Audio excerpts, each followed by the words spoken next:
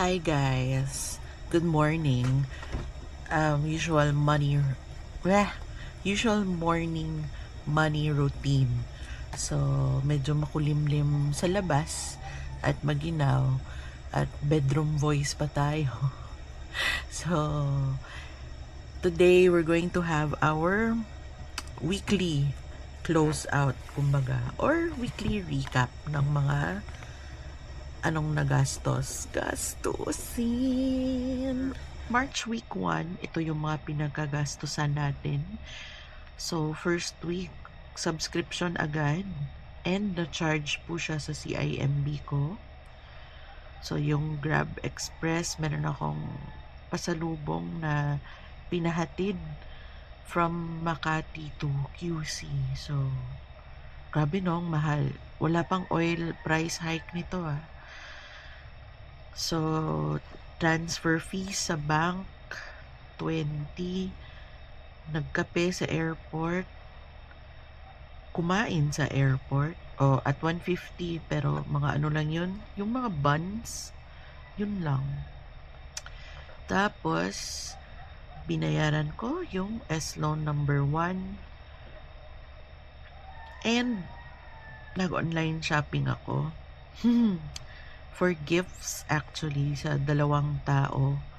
So, yung isa pa birthday na, yung isa kay Mister. Hindi naman nanonood si Mister ng mga videos ko. So, at wala siya dito ngayon. So, ayan, secret natin. So, day 1 pa lang, nasa 7,000 na yung perang nailabas natin. Second day, Grab car. Total na po yan for the whole day. Okay, nagkape sa McDo. I think may kasamang burger ba to? Kasi yung McDo coffee nasa 100 plus, minsan 95 or baka Dunkin yon. Nalito lang ako. So yung lunch, 285, hindi naman masarap. Naalala ko naman na hindi masarap. Anyway, nasa labas na kasi ako. Basta early akong lalabas ng bahay, malaking chance na mag-eat out talaga ako. Dapat magbabaon ako bro, sobrang dami ko nang dala. Anyway, groceries, merong 420. Nag-drive-thru kasama si Mister. Alam nyo, this feeling ko, paparating yung period ko kasi I feel snackish. Yung parang gusto kong mag-snacks. Parati akong kumakain ng maalat. So, ganun. At may cheese. Grabe. So, nag-register ako sa isang postgraduate course na related sa profession ko. So, 3,500 agad. Ayan.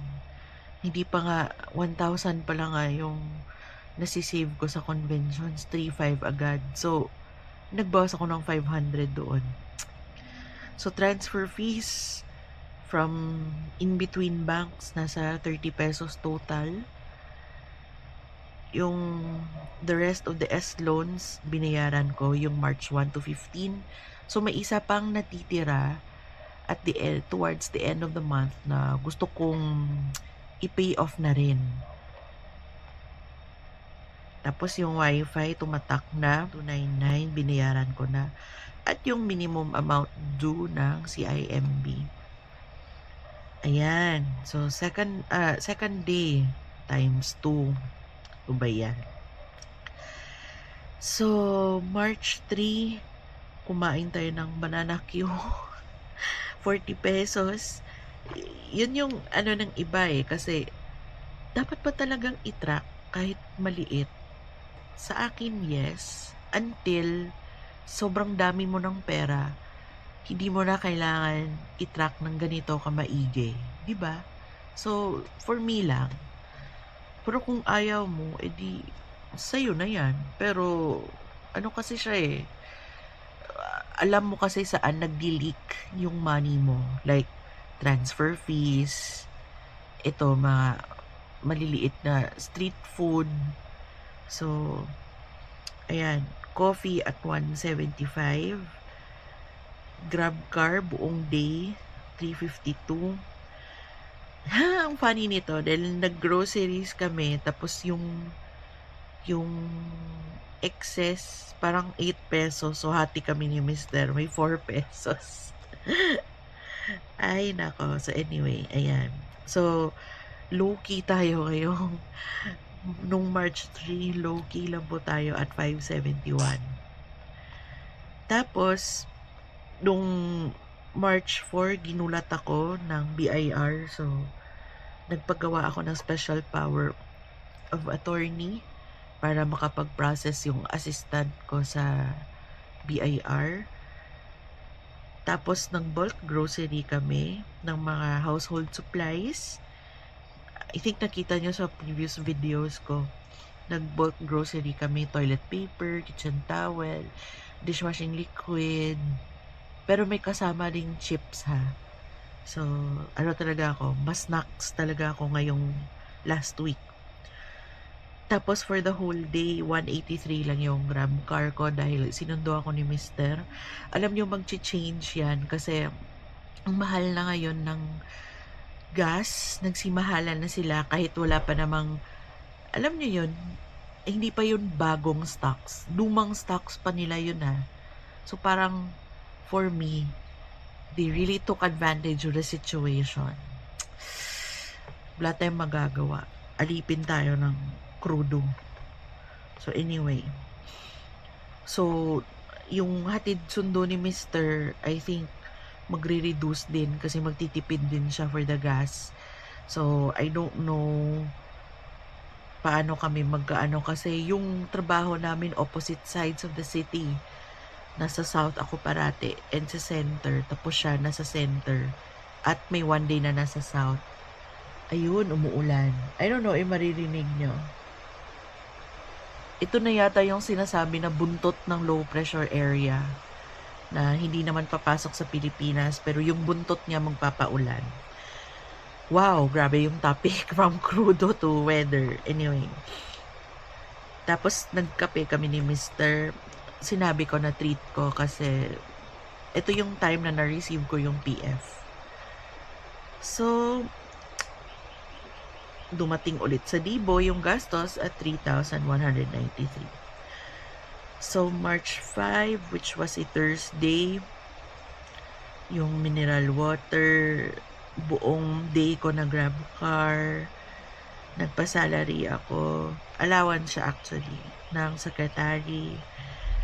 Tapos, nag-crave ako ng manager's choice ng Shakey's.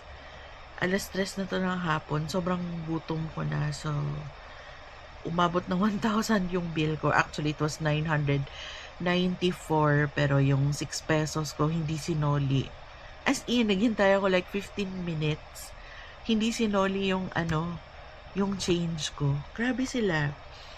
Anyway, so, it's lesser than Wednesday. Anyway, so, ayun, 2,295. So, March 6, Friday, buong araw ko nag-grab car. Nagpa-deliver ako ng kape at fries at 267. Pero medyo low-key. Low-key yan. Okay.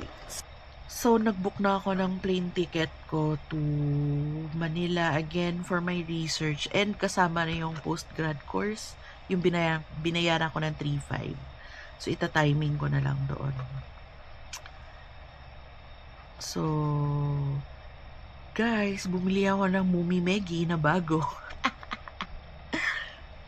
Sabi ko, hindi ako magpapabigay sa temptation. Pero, ayun. Bumili ako, pero I'm proud na hindi ko siya inutang. Binayaran ko siya through Maribank. And, yung lumang Mumi ko, yung blue, if dadating na yun, 1 month pa matagal pa actually. Lilinisan ko tapos ibibigay ko sa niece ko. Sana ma-pick up niya yung habit ng pagbabudget. She's 15 yata ngayon. So, nagkakaproblema pa siya sa kanyang JS prom kasi medyo mahal yung lahat. Yung gown, yung fee, yung prom fee, 2,500. So, malamang nasa hotel yan, di ba? So, for the food and all. So, sige, parang reasonable na lang yung 2.5. Pero alam mo yon yung mga gown. Hair and makeup, chu-chu. Mahal na kasi yan. So, yun, bumili kami ng uling at Sprite sa tindahan. So, classified as groceries. Oh, di ba? Yung uling grocery. Bumili lang kami sa tindahan para makapag-ihaw ng baboy. So, this was a Saturday. So, ayan. So, supposedly, 400 plus lang, no? Kaso may plane ticket kasi. So, yun. Ang ating pinagkagastusan. Wait. I'll look for the total expenses and income. So, yung income natin, pumalo sa 30 plus. Dahil sa bonus na hindi naman bonus, dahil sa PF na natanggap ko. Okay, so yun. So, yung income natin pumalo ng 30 plus. First week of March dahil sa pumasok na professional fee. So, napakaswerte. Dahil kung walang professional fee, yung expected ko na income was only 3,500 from the daily income. So, yun. So, summary natin, yung bills nasa 1,898. Yung debts nasa 9,100. For food, 3,361. Ang champion natin is yung eating out. Sa transpo, 1,852. Sa office, 4,800. Household, 2,200. Yung others, yung transfer fees, nasa 50. Yung shipping fee yung mahal. Travel, bumili kasi tayo ng plane tickets. At yung shopping. So, yung shopping, ginawa kong ganito. Yung binili kong cash at yung charge. So, meron akong ibabayad balik sa CIMB na 5,300. So, yung total expenses natin ay nasa 34,196.22. May pumasok na income. So, parang nag-proportionate lang din siya, no? At least meron tayong positive 67 pesos and 64 cents. Marami din ako na stuff dahil 'di ba around 5k din 'yon. Yun yung mga previous videos ko, galing 'yon sa pumasok na PF. So, that ends our weekly recap. Minsan lang ako magaganito kasi ang boring, wala namang makikinig.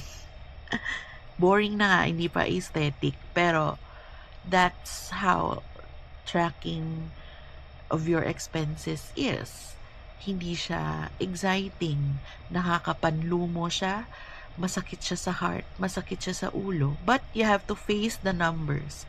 So ako, ini-enjoy ko, tinatawanan ko yung self ko, at the same time, nagpapanik ako. So, meron akong dopamine high. So anyway, happy saving, happy budgeting, and intentional spending. Bye!